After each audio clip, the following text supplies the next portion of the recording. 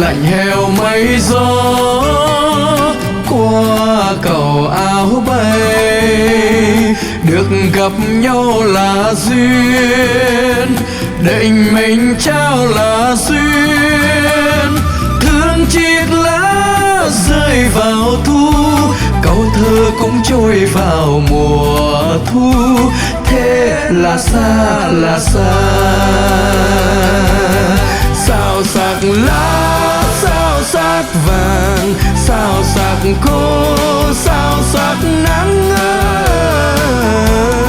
Sao sắc lá, sao sắc vàng, sao sắc cô, sao sắc tình. Sao sắc cô, sao sắc tình.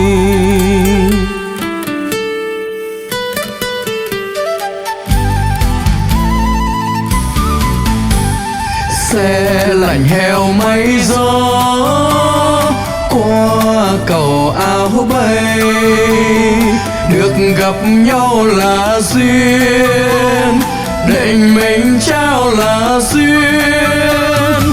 Thương chiếc lá rơi vào thu, câu thơ cũng trôi vào mùa thu. Thế là xa là xa, sao sắc lá, sao sắc vàng, sao sắc khô, sao sắc nắng.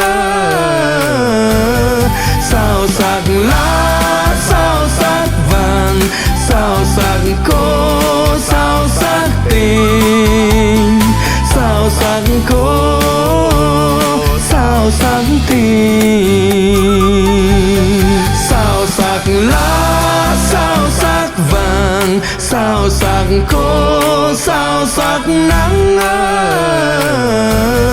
Sao sắc lá, sao sắc vàng, sao sắc khô, sao sắc tình.